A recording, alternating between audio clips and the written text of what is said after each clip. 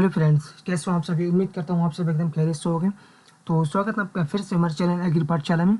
तो आज के इस वीडियो में आपके लिए लेकर आया हूँ बीएससी ऑनर्स एग्रीकल्चर के 6th सेमेस्टर के principles of organic farming and precision farming के टॉप 40 मोस्ट इंपॉर्टेंट एग्जाम में आने वाले क्वेश्चन हैं, जो कि आपके एग्जाम के लिए काफ़ी ज़्यादा इंपॉर्टेंट हैं। तो अगर आपको ये वीडियो पसंद आए तो इसको लाइक करना, कमेंट्स करना, शेयर करना और हमारे चैनल एग्री पाठशाला को सब्सक्राइब करना। चलिए इस वीडियो की शुरुआत करते हैं। और अगर आपको इसके पीडीएफ चाहिए तो आप हमारे टेलीग्राम चैनल को ज्वाइन कर सकते हैं, जिसका लिंक डिस्क्रिप्शन बॉक्स में है। तो इसका पहला क्वेश्चन है, जैविक खेती इन ऑर्गेनिक फार्मिंग क्या है। तो इसका आंसर आएगा आपका option number B, farming based on natural inputs and ecological process, यानी प्राकृतिक आदानों एवं पारिस्थितिक प्रक्रियाओं पर आधारित खेती को ही जैविक खेती यानी ऑर्गेनिक फार्मिंग कहते हैं। जैविक खेती में रासायनिक उर्वरकों एवं कीटनाशकों का उपयोग नहीं किया जाता है। अगला क्वेश्चन है, जैविक खेती का जनक किसे कहा जाता है। तो इसका आंसर आएगा आपका option number B, sir Albert Howard. उन्होंने भारत में जैविक खेती के सिद्धांतों को विकसित किया, इसी कारण से इन्हें जैविक खेती का जनक कहा जाता है। अगला क्वेश्चन है, जैविक खेती का मुख्य उद्देश्य क्या है। तो इसका आंसर आएगा आपका ऑप्शन नंबर डी, यानी soil health improvement, environmental production, sustainable agriculture. ये तीनों ही जैविक खेती के मुख्य उद्देश्य हैं। यानी जैविक खेती पर्यावरण, मिट्टी और मानव स्वास्थ्य की रक्षा करती है। अगला क्वेश्चन, जैविक खेती में सामान्यतः कौन सी खाद प्रयोग की जाती है। तो इसका आंसर आएगा आपका ऑप्शन नंबर बी, FIM, यानी फार्म यार्ड मैनर, यानी गोबर की खाद। FIM जैविक खेती की प्रमुख खाद है। अगला क्वेश्चन है, FIM का पूर्ण रूप क्या है। तो इसका आंसर आएगा आपका option number A, farm yard manure, यानी गोबर की खाद। यह पशु अपशिष्टों से तैयार की जाती है। अगला क्वेश्चन है, वर्मी कंपोस्ट किसकी सहायता से तैयार किया जाता है। तो उसका आंसर आएगा ऑप्शन नंबर बी, अर्थवॉर्म्स, यानी केंचुए। केंचुए जैविक पदार्थों को विघटित कर खाद बनाते हैं। अगला क्वेश्चन है, वर्मी कंपोस्ट में सामान्यतः कौन सी केंचुए प्रजाति का उपयोग होती है। तो उसका आंसर आएगा आपका option number A, Eisenia foetida, Eisenia foetida. इसे रेड वॉर्म भी कहा जाता है। अगला क्वेश्चन है, हरी खाद यानी ग्रीन मैन्यूरिंग किसमें सहायक होती है। तो इसका आंसर है आपका ऑप्शन नंबर ए, सॉइल फर्टिलिटी इंप्रूवमेंट, यानी मृदा उर्वरता बढ़ाने में। यह मिट्टी में जैविक पदार्थ एवं नाइट्रोजन बढ़ाती है। अगला क्वेश्चन है, हरी खाद के लिए सामान्यतः कौन सी फसल प्रयोग की जाती है। तो इसका आंसर आएगा आपका ऑप्शन नंबर ए, ढैंचा। ढैंचा एक लोकप्रिय हरी खाद की फसल है। अगला क्वेश्चन है, राइजोबियम का उपयोग किस लिए किया जाता है। तो उसका आंसर आएगा आपका ऑप्शन नंबर ए, नाइट्रोजन फिक्सेशन, यानी नाइट्रोजन स्थिरीकरण के लिए राइजोबियम का उपयोग किया जाता है। यह राइजोबियम जो बैक्टीरिया होता है वो दलहनी फसलों की जड़ों में गांठें बनाता है। अगला क्वेश्चन है, इजेक्टोबैक्टर क्या है। तो उसका आंसर आएगा आपका option number A, bio fertilizer. यह स्वतंत्र रूप से नाइट्रोजन स्थिरीकरण करता है। अगला क्वेश्चन है, नील हरित शैवाल यानी ब्लू ग्रीन एल्गी मुख्यतः क्या स्थिर करता है। तो यह भी नाइट्रोजन स्थिर करता है। तो इसका आंसर आएगा आपका ऑप्शन नंबर ए, धान के खेतों में इसका विशेष महत्व है।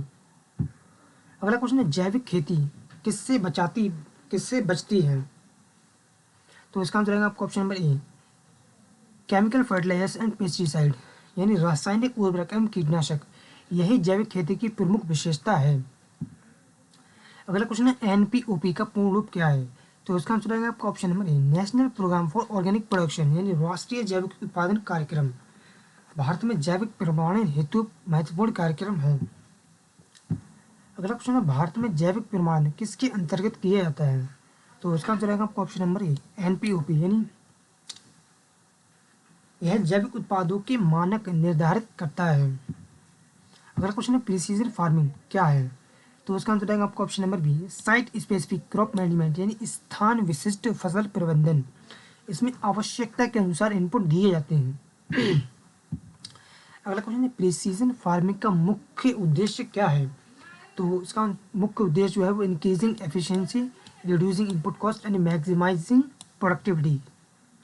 ये तीनों ही प्रिसीजन फार्मिंग के मुख्य उद्देश्य हैं। तो इसका आंसर आएगा आपका option number D, all of these, यानी यह संसाधनों का कुशल उपयोग सुनिश्चित करती है।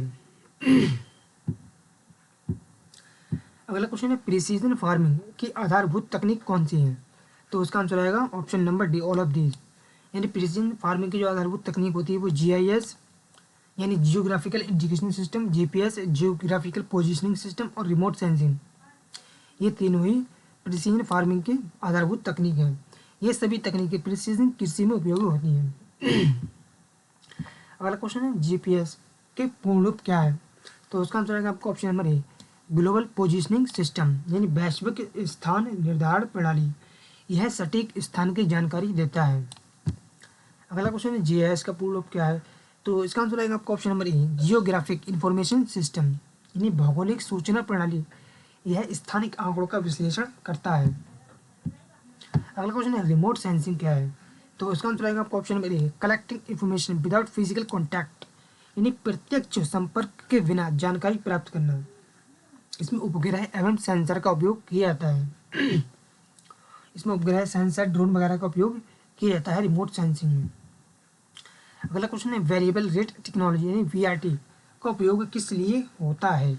तो उसका आंसर आएगा आपको option number B, site specific input application यानी स्थान विशिष्ट इनपुट उपयोग। इसमें आवश्यकता के अनुसार उर्वरक एवं पानी दिया जाता है। अगला क्वेश्चन है प्रिसीजन फार्मिंग किसे कम करती है? तो उसका आंसर आएगा आपको ऑप्शन नंबर ए, इनपुट वेस्टेज यानी इनपुट की बर्बादी को प्रिसीजन फार्मिंग जो है वो कम करती है। इससे लागत कम होती है। अगला क्वेश्चन है मृदा नमी मापने हेतु कौन सा सेंसर उपयोग होता है? तो उसका आंसर आएगा आपको ऑप्शन नंबर ए, सोइल मॉइस्चर सेंसर यानी मृदा नमी सेंसर। यह सिंचाई प्रबंधन में उपयोगी है। अगला क्वेश्चन है कृषि में ड्रोन तकनीक मुख्यतः किस लिए उपयोगी होती है? तो उसका आंसर आएगा आपको option number D, all of these. यानी कृषि में ड्रोन तकनीक होती है वो क्रॉप मॉनिटरिंग यानी फसल की निगरानी, स्प्रेइंग और मैपिंग यानी मानचित्र, इन तीनों में ही सहायता करती है। ड्रोन आधुनिक कृषि का महत्वपूर्ण उपकरण बन चुका है। अगला क्वेश्चन है प्रिसीजन फार्मिंग को और किस नाम से जाना जाता है? तो इसका आंसर आएगा आपको ऑप्शन नंबर ए, स्मार्ट फार्मिंग, स्मार्ट खेती यानी इसमें आधुनिक तकनीकों का उपयोग होता है। अगला क्वेश्चन है एजोस्पिरिडियम मुख्यतः कौन सा पोषक तत्व उपलब्ध कराता है? तो इसका आंसर आएगा आपका ऑप्शन नंबर ए, नाइट्रोजन। यह जैव उर्वरक के रूप में कार्य करता है। अगला क्वेश्चन है जैविक खेती किसे बढ़ावा देती है? तो यह बायोडाइवर्सिटी, सॉइल हेल्थ यानी मृदा स्वास्थ्य और इकोलॉजिकल बैलेंस यानी पारिस्थितिक का बैलेंस, इन तीनों को ही बढ़ावा देती है। तो इसका आंसर आएगा आपका ऑप्शन नंबर डी, यानी जैविक खेती पर्यावरण संरक्षण में सहायक होती है। अगला क्वेश्चन है जैविक खेती में किसकी अनुमति नहीं है? तो इसका आंसर आएगा आपका option number C, synthetic pesticide यानी कृत्रिम कीटनाशक। जैविक खेती में रासायनिक कीटनाशकों का उपयोग वर्जित है, यानी इसमें जैविक रासायनिक कीटनाशकों का बिल्कुल भी उपयोग नहीं किया जाता है। अगला क्वेश्चन है प्रिसीजन फार्मिंग किसमें सहायता करती है? तो यह यील्ड मैपिंग यानी उपज मानचित्र, रिसोर्स मैनेजमेंट यानी स्रोत का प्रबंधन और कॉस्ट रिडक्शन यानी लागत को कम करना, इन तीनों में ही सहायता करती है। तो इसका आंसर आएगा आपका option number D, all of these, यानी यह उत्पादन और लाभ दोनों बढ़ाती है। अगला क्वेश्चन है मृदा pH मापने हेतु कौन सा उपकरण प्रयोग किया जाता है? तो उसका आंसर आएगा आपका option number A, pH metre.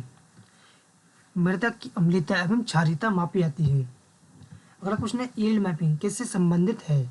तो इसका आंसर आएगा आपका ऑप्शन नंबर ए, प्रिसीजन फार्मिंग, यानी खेत के विभिन्न भागों की उत्पादकता का मानचित्र तैयार किया जाता है। अगला क्वेश्चन है जैविक खेती किसमें सुधार करती है? तो यह सोइल ऑर्गेनिक मैटर यानी मृदा कार्बनिक पदार्थ और सोइल स्ट्रक्चर मृदा की संरचना और वाटर होल्डिंग कैपेसिटी यानी जल धारण क्षमता, तीनों में ही सुधार करती है। तो इसका आंसर आएगा option number D, all of these, यानी मिट्टी की गुणवत्ता में समग्र सुधार होता है।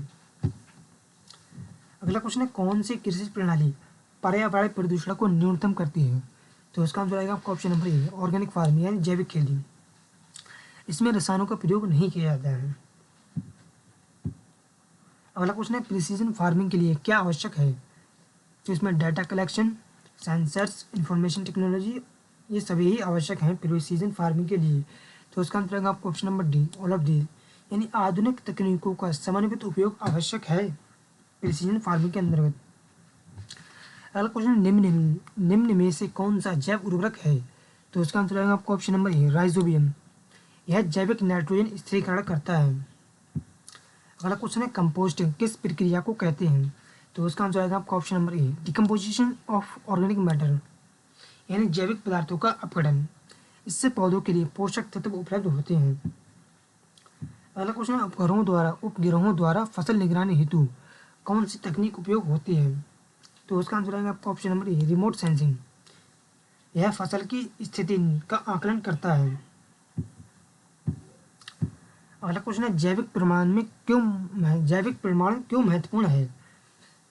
तो यह market acceptance, consumer trust, export opportunity, इसी वजह से ये जैविक प्रमाण आवश्यक है। तो क्वेश्चन नंबर 39 का आंसर आएगा आपका option number D, all of these, यानी प्रमाणन से उत्पाद की विश्वसनीयता बढ़ती है।